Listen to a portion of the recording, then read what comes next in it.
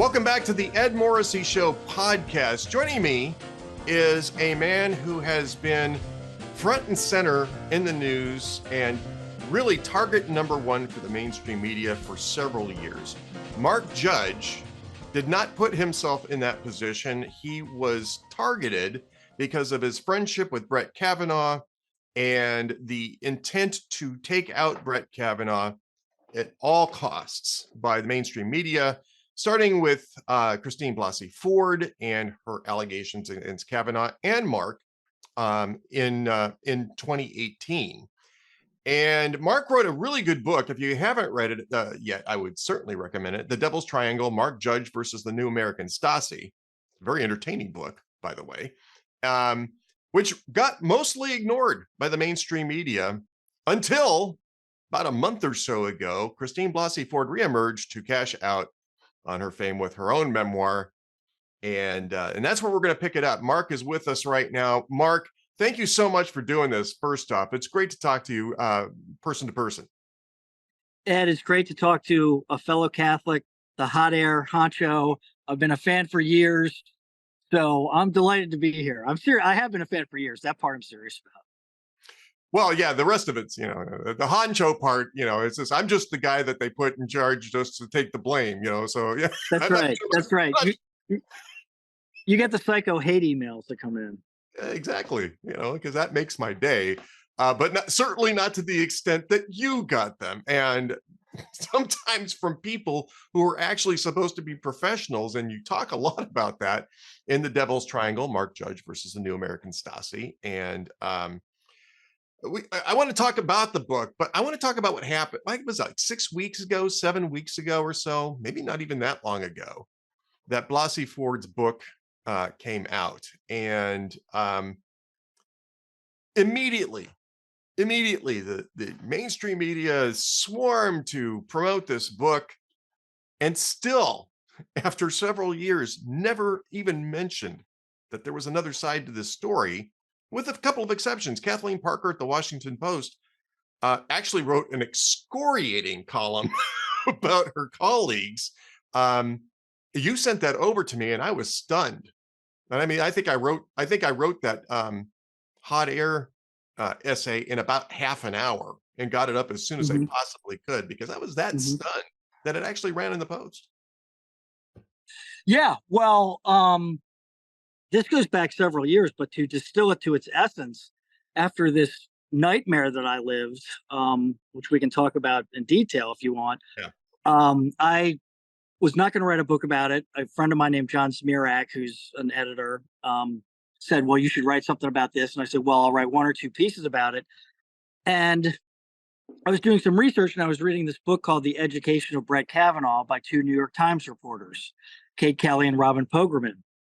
And towards the end of this book, there's one paragraph out of a 300-page book, and it says, in the summer of 2018, Christine Blasey Ford's friend, Keith Kogler, this is a verbatim quote from the New York Times, so I'm not quoting it out of my own head, was researching Mark Judge, his social media, his history, his videos, every move he was making, as well as Brett Kavanaugh's, the parties of the 1980s, Georgetown Prep and everything. So, not to digress, the point I'm on is that I saw this and I said, well, wait a minute. If a friend of hers was Oppo researching me, that's important, is it not? That this thing didn't come out of nowhere. And the second thing is that the letter she sent to her Congresswoman, Eshoo, I believe, or Feinstein, which triggered this whole thing, I'm referred to in that letter as Mark G. Judge. So Brett Kavanaugh, with the assistance of his friend, Mark G. Judge. And I found that very interesting. And several others who are journalists have also, not liberal journalists, but some conservative ones, have said, well, that's a huge tell, because Mark G. Judge was a byline you used when you were a younger journalist. Nobody calls you Mark G. Judge these days. They call you Mark Judge. So it seems like they were researching you and they found this thing and they pulled it out. That, along with the Oppo research stuff. And I thought, well, here are some questions I don't understand. And being a well-trained journalist with a lot of experience, I just started writing about it, and it slowly accumulated into a book. And I think it's intense and horrifying, and some of it's funny. But the main thing that was so shocking to me is, after spending a couple years on this book and living in poverty, and I had two choices, Ed. It was, lay low and just live the rest of your life, working in a retail store, which is fine, or a restaurant, and die with dishonor, or write a book and die with honor. And I'm going to die with honor. So those couple things. There were a couple other things, like he told Ruth Marcus at the Washington Post, "I wanted to get in touch with Mark Judge over the summer of 2018, but, quote, I didn't know how." Okay. Okay. I'm a journalist. I'm a loudmouth. I'm on social media. I'm a pain in the butt, as a lot of people know, although, I'm lovable too. And I'm thinking, how does someone not know how to get in touch with me? Because the adjunct to that is, I'm also a Catholic with a conscience. I have no recollection of the incident she describes.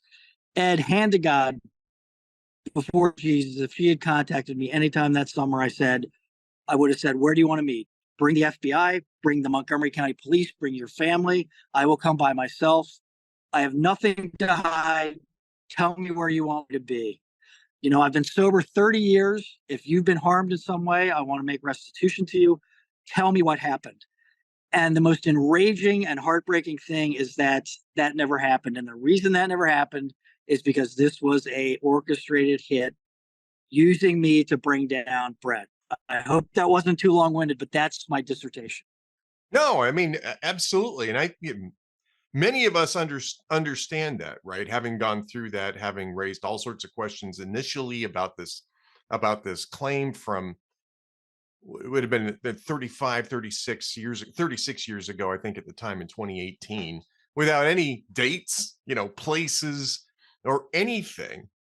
It smelled bad right from the very beginning. Well, no, I mean, I'm sorry to cut you off, but not that there weren't any dates. The dates kept changing. Remember, but her initial thing was, this happened in the mid 1980s. They were trying to attach me to Brett. So, okay, it happened in the mid 1980s. Well, wait a minute. Mark's at Catholic University in Washington. Brett's at Yale. They're hundreds of miles apart. That doesn't work. So let's rejigger the date. I mean, I'm sorry, continue, but they were giving different dates. It was insane. Yeah. Right. The whole thing was insane, and it became obvious. I mean, again, you should read The Devil's Triangle, because, especially in the first part of the book, Mark goes through this in a lot of detail. There's more to the book than that, though, by the way. There's all sorts of really interesting, sort of almost a stream of consciousness memory of Georgetown Prep and the years there, which is really fascinating. And I want to get to that in a second, but because I want to talk about childhoods, right? And Okay. just, I'm not going to compare things. I think that we had some things in common, some things not necessarily, but it was all. Well, let's get into it. I mean, the stuff that you describe here in the book, I don't think it was exactly the same thing that I was doing. We're only a year apart, and we were only 2 years apart in school, right? I'm a year older than you are, and I was up a year, so I was 2 years ahead of you in school. I graduated in 1980. And I mean, it's the same time period, different location. I was in Southern California, so it wasn't a prep situation. It was public school.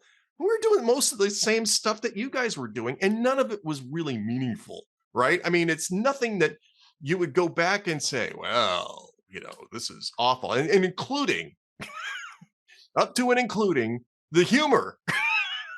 I mean, Right.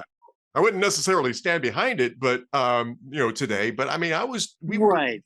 we were all part of Monty Python, National Lampoon. We were all doing stuff like that. I had a handful of friends and I that did, I think we called it electroshock therapy, was our comedy group. And it was all farts and, potty humor and sex humor and stuff like that. And God help me if that stuff ever gets out, because now I know what's going to happen after watching what Right. happened. It was meaningless. It's kids trying to figure out their place in the universe. And, I think you speak very movingly about some of the leadership in the school that were trying to help form you along the way. And I really found that interesting.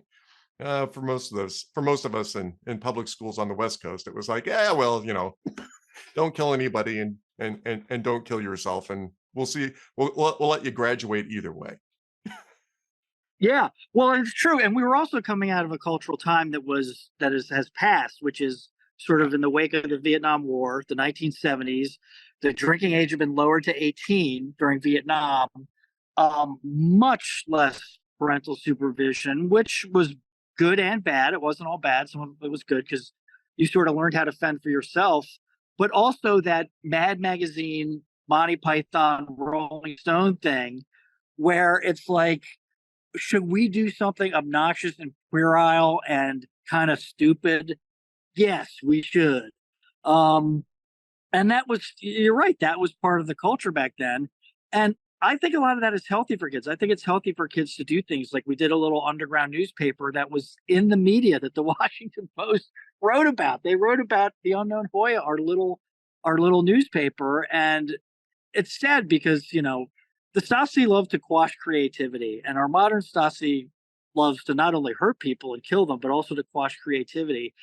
And when I was talking to Fox and I told him at our 40th high school reunion last year, me and two of the yearbook editors went back to the yearbook office and smoked cigars and put our feet up because we said we're not going to be ashamed about sex jokes and fart jokes and parties and when we were 18 years old. It's like we're not going to be embarrassed by that because we didn't rape anybody, we didn't kill anybody.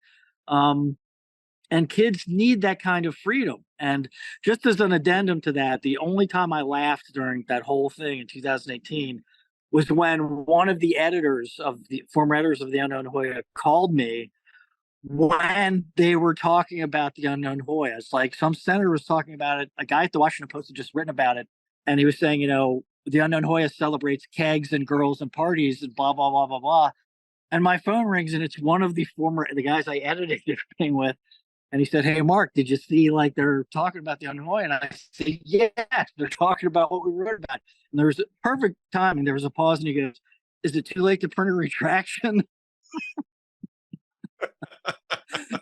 so he had his sense of humor. To this day, he had that sort of David Letterman thing, which was, humor's based on truth. And that joke was about these people are absolute blanking idiots to be obsessed with this stuff.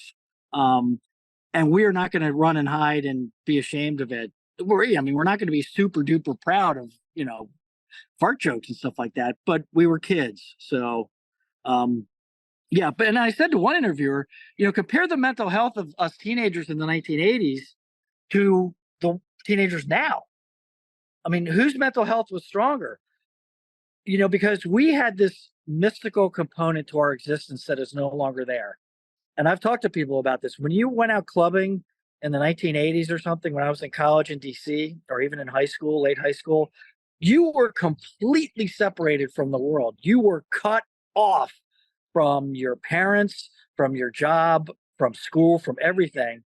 And I just remember going from club to club to club in DC some nights, and it was almost like you'd be in touch with God in a way because you'd hear music, you'd go to bars, you'd go to poetry readings, you do all that cultural stuff.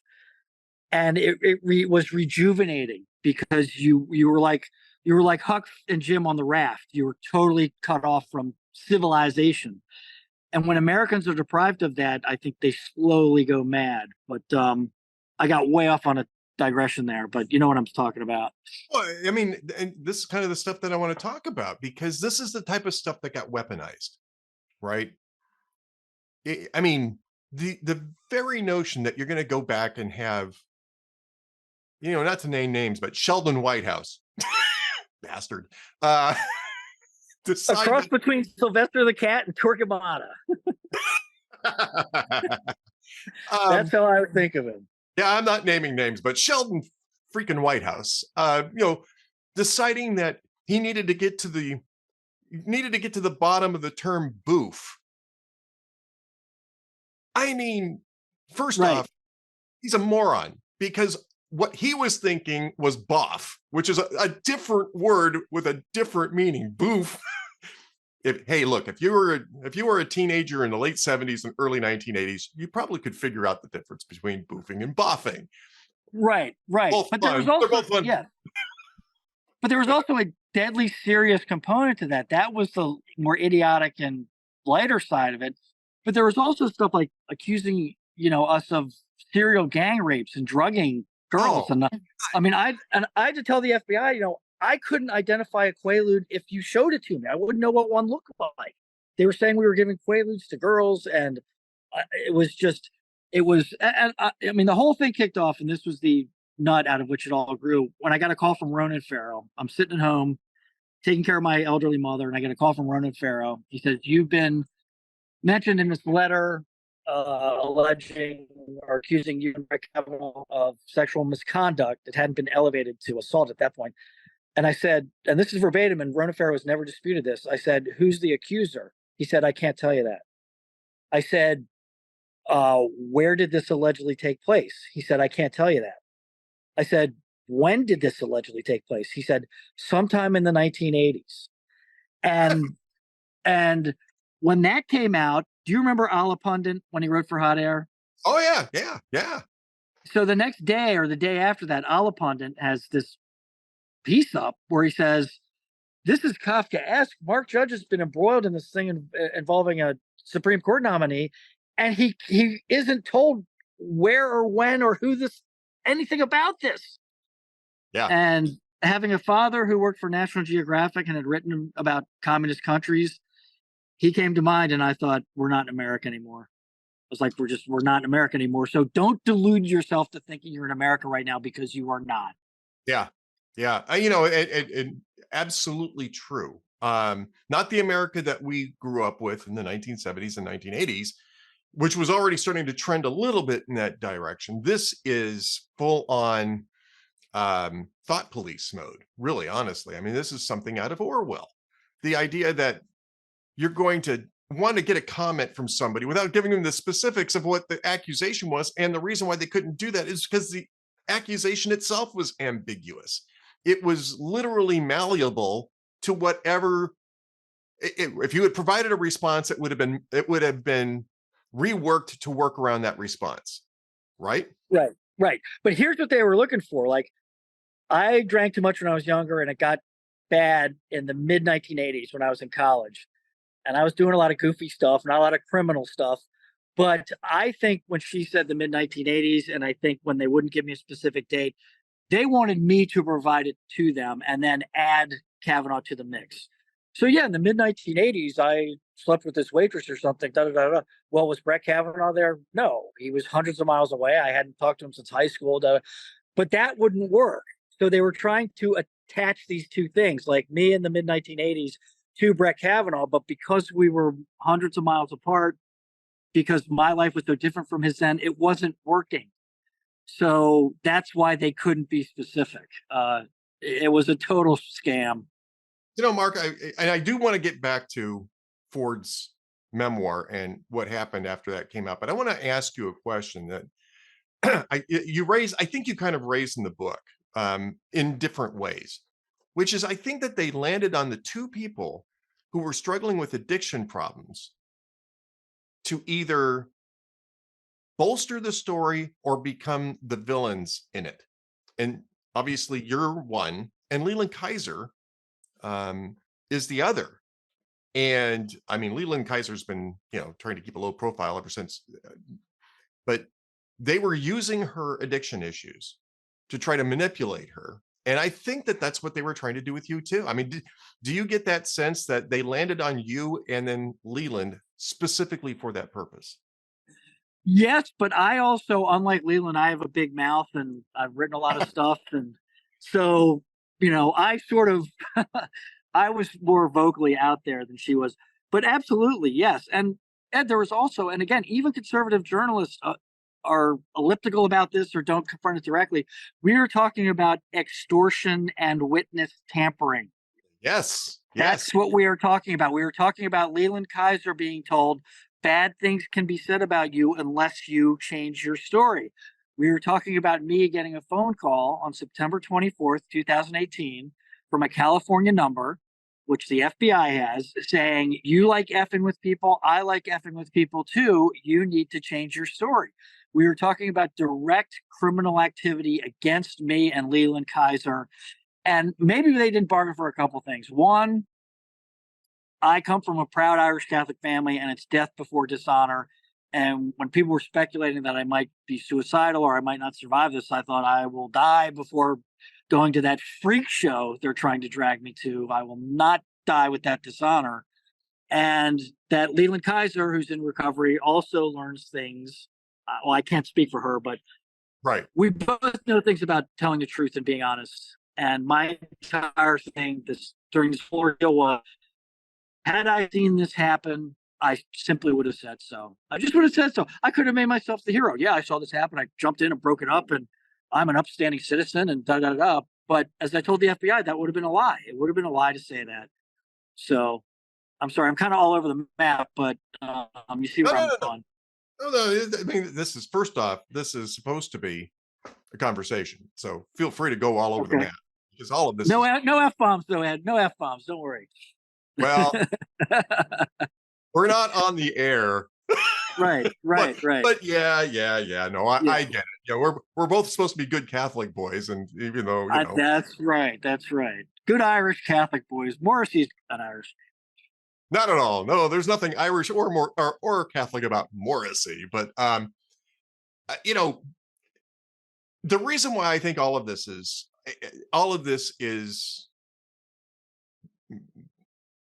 it needs to be revisited. First off, because Ford wrote that memoir, and a lot of this context has since sort of slipped away.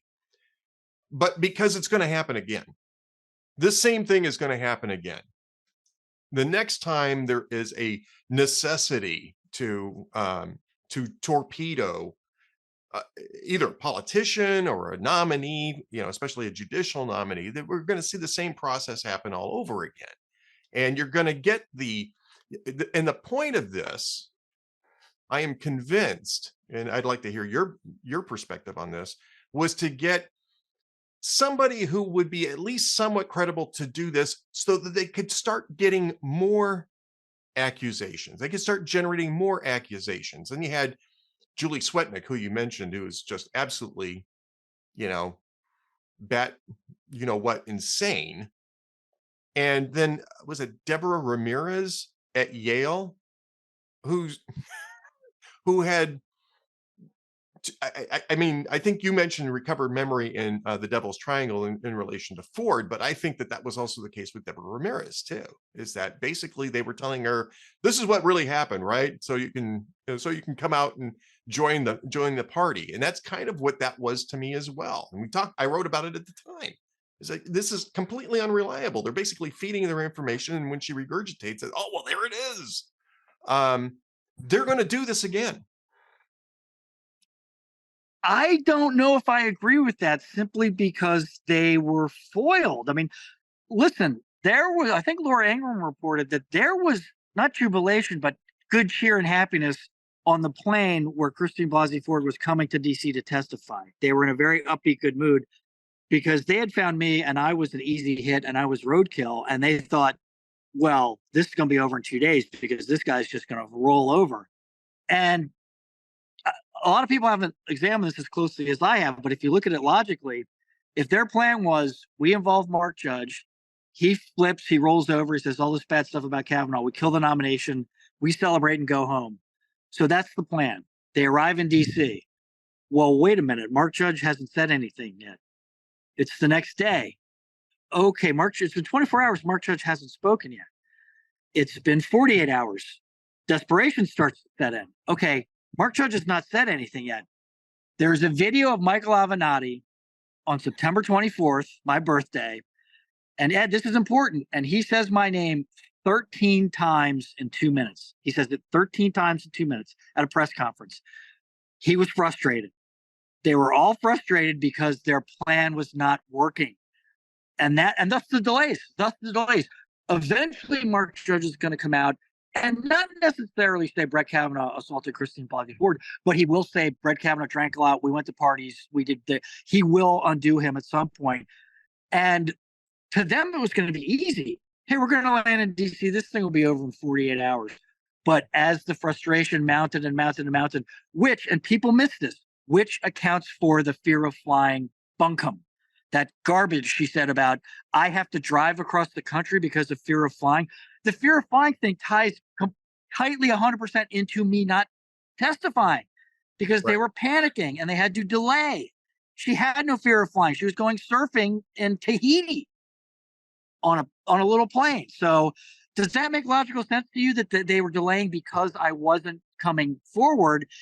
And having not come forward and foiled them, I don't know, to answer your question, if they'll try it again. I'm not sure they'll try it again.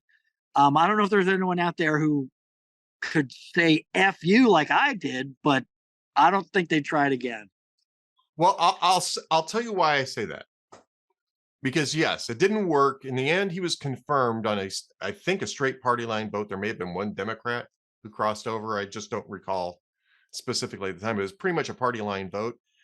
But they attached a ruinous stigma to Brett Kavanaugh in the same way they did with Clarence Thomas, and Anita Hill is still the toast of the left for that. And that was 32 years ago. 33 years ago, 33 years ago. And I think that maybe what they really wanted was to derail the nomination, but they were willing to settle for, well, we've just made everything that he does illegitimate. And in the long run, I think that they may not have gotten their first choice, but they got their second choice out of it. And that's the reason why I say it's going to happen again unless people really step up. And yes, I was going to say agreed for the most part, except Kathleen Parker wrote this amazing column a week ago that was all about, Christine Blasey Ford has enriched herself by hurting other people. This was not justice. The tactics were insane. And when you have a Pulitzer Prize winner in the pages of the Washington Post saying, why are my colleagues too afraid to even mention Mark Judge's book? That's a little different from Anita Hill, I think. I think that's a major blow to their reputation annihilation plan. Well, I certainly hope you're right. And I give Kathleen Parker tremendous credit, and the Washington Post, who could have spiked that column if they really wanted to do so. I give them both a lot of credit for running that column on the 31st, March 31st. And that's the reason when you pointed it out to me the next day, it was like, first off, I was thinking, everybody's going to think this is an April Fool's joke. Yeah. Everybody's going to think this is an April Fool's joke. Yeah. But it was got a lot of attention, and it should, because it's one of the few times where I think that people that a really credible voice in the mainstream media really talked about what happened in 2018 and not just in terms of, Justice Kavanaugh, who is on the Supreme Court and has put this behind him and seems to be happy. I mean, I don't know if you're still in touch with him or not. I hope he is. I hope it's past him and he's satisfied and he's just going to put his head, just keep looking forward and not think about the past. But also you and Leland Keyser, and how you were victimized and how Leland Keyser was victimized by this. And that's the reason why the memoir, the Ford memoir, and the media rush to promote it was pretty infuriating. But, and Mark, I want to ask you about this. Were you surprised at how short that cycle was? Well, I knew it was going to be short because I understand media really, really well. And I knew instinctively, okay, people are not ready for this. They don't want this right now. And the second thing was, of course, yes, Leland Keyser and I were victimized. And I can get into that a little bit later because it crushed my freelance writing career. And I'm a proud person who likes to work, but it's resulted in some dire circumstances. But what I'm getting at is that I have a lawyer who's a TV producer, and he stayed up all night reading Ford's book. And of course, I'm on pins and needles because I'm thinking, well, what are they going to accuse me of now? Like, did I interfere with the outfielder during that Cubs game and ruin the World Series? Like, what next are they going to accuse me of? I know what you're talking about when you say that. I pulled that one out. Man, I can't believe I pulled Bart Whiteman. Yeah. Interfered with the Wow. But But although my grandfather was a baseball player for the Senators, and he hit a foul ball that Babe Ruth chased, and Babe Ruth hit a wall and knocked himself out. And if you find a picture, it's my grandfather hit that foul ball. It's totally true. Look it up. But to get to your point, so this lawyer stays up all night reading Ford's book, and the next day he calls me, and I'm thinking, here we go again. And he said, well, I got some really good news for you. And he said, I'm a lawyer, and you were mentioned only a few times in this book, and the only time you were mentioned, and this is very important, is via official government documents, transcripts of Senate hearings, interviews with her, only official documents. And he said, what does that mean to you, Mark? I said, I don't know what that means. He said, let me tell you what it means, because I'm a lawyer. They don't want you owning St. Martin's Press. Okay. Exactly. I knew exactly what the answer was going to be. Yeah, defamation. They said if they leave themselves as open as RFK Stadium to a lawsuit if they go out of that. So he said this is great news for you because you're in here a few times, and it's such BS. And because she's in interviews going, I just wanted to focus on my surfing and my life and my family and how I got through this and everything. That's a lot of garbage, and you're a scammer. Answer the questions that I pose in my book. You or one of your lawyers or one of your team members in the committee who wrote this book. You were Emma when Brett was announced on January 9th. Emma Brown at the Washington Post met with Christine Blasey Ford on July 10th, the day after. On July 11th, Emma Brown sent me this innocuous, friendly email. Hi, I'm from the Washington Post. I'm doing a story about Georgetown Prep and Brett Kavanaugh. Doesn't mention Blasey Ford, doesn't mention anything. I don't answer it because I know the Washington Post is arsenic. Then the story breaks, and Emma Brown had interviewed Leland Keyser a couple of days before the story came out. Leland Keyser had denied this whole thing. Emma Brown was in Leland Keyser's house in Maryland interviewing her. And when the story breaks that explodes on September 16th, Leland Keyser is not in the story. And as Kimberly Strassel said in a tweet thread for the Wall Street Journal, wow, you had an exonerating witness for these guys who said she doesn't know Kavanaugh, has no recollection of this. And I'm about to curse. I got to torque it down. You were in, I pray to the Blessed Mother, and she has helped me through more things I can't even tell you. She keeps me saying, but you were in this person's house interviewing them 48 hours ago. You've completely upended this entire thing and the entire nation.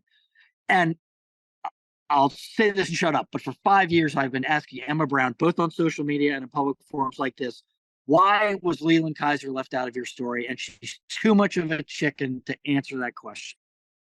Yeah, and I mean, I think that the Washington Post editors really should be answering that question too. As much as the praise we just gave them for allowing Parker to run her column, Washington Post editors should be answering that question as well, because that's part of their job, is to make sure that the stories that they print are complete and not nonsense.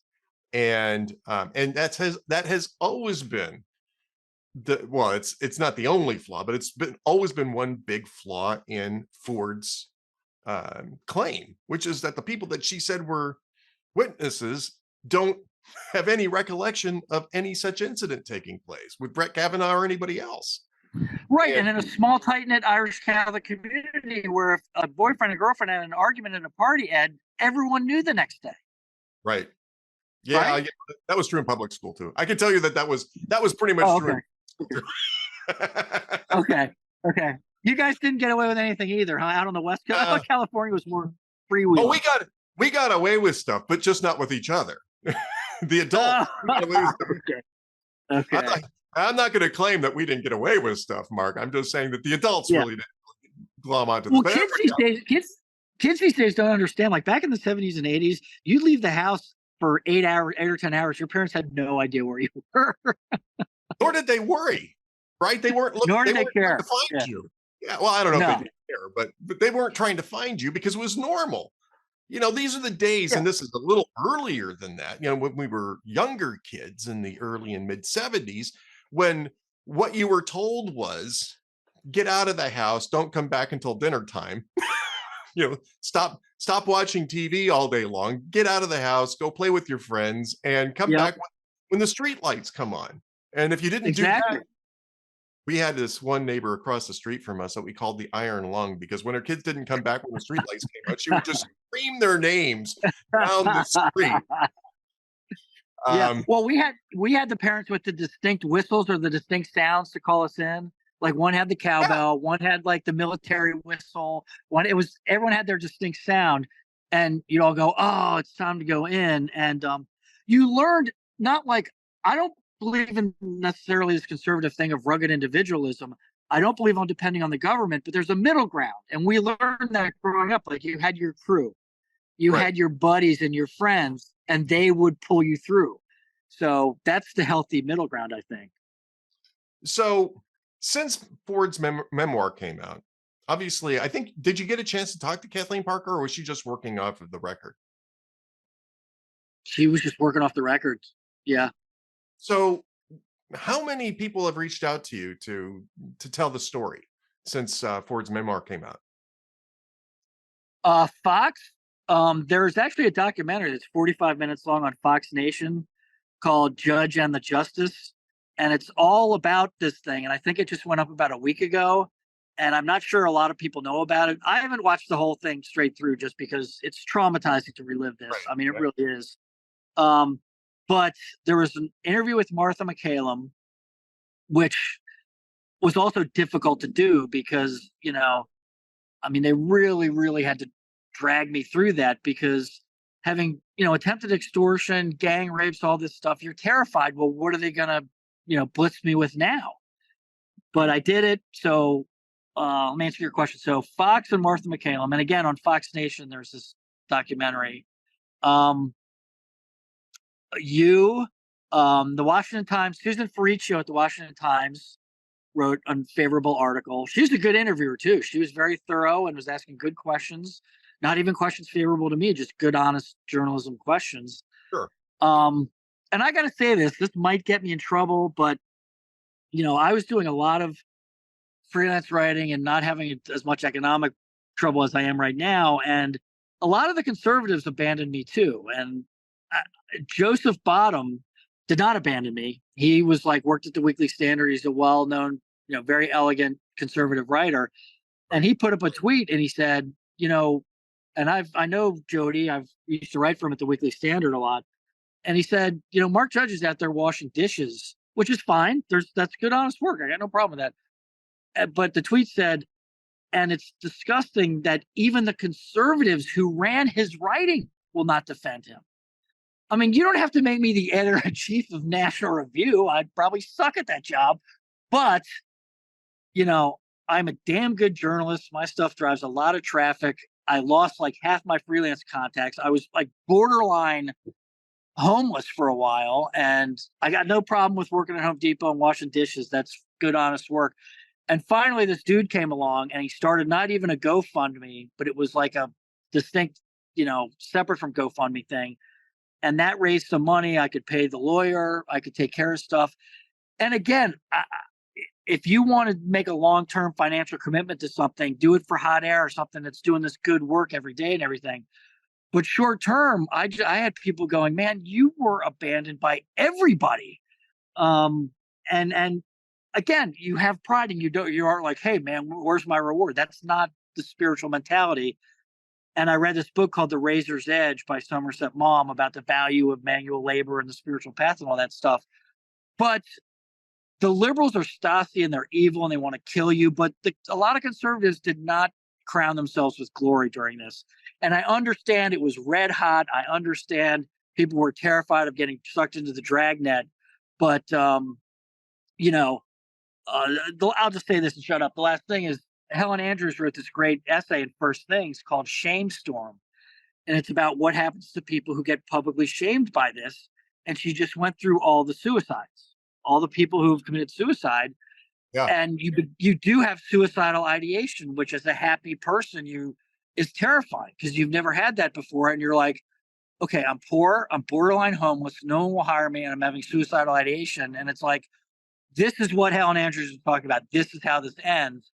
And A, I'm afraid of hell because I'm a primitive atavistic Catholic. And B, I'm just like, Our family doesn't go out like that. We do not go out that way. If you have to wash dishes, you wash dishes, and we're not going out that way. But I'm sure you can understand how the mental turmoil was savage. It was absolutely brutal. But I believe in getting past it and getting better and moving on. But buy the book, hit the GoFundMe. I have a Give, Send, Go for people who don't like GoFundMe. And again, I'm not one of these guys you're going to see in a year or 2 years going, remember me? Put $20 into the till.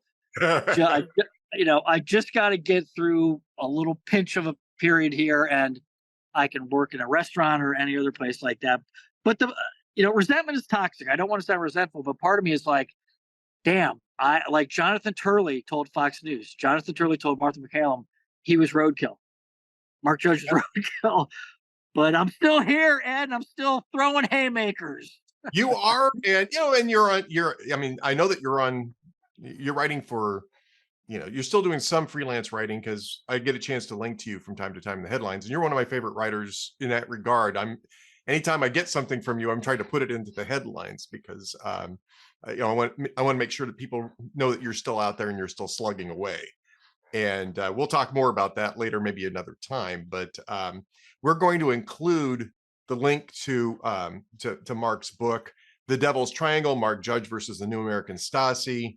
We're going to put a link into the GoFundMe. And if you want to send me the I forget what you said the other one was. Give, Send, Go for people who don't like GoFundMe. Yeah. Yeah. If you want to send me the link to that, we'll make sure it goes up in the show post that I'm going to write about this. And look, I mean, there's still lots to talk about. We'll just invite you back another time. We'll talk more about some of the other things that are going on here. We're getting to a point here where I think that we're sort of reaching the functional limit of podcasting in terms of attention spans these days. Yeah, I hear you.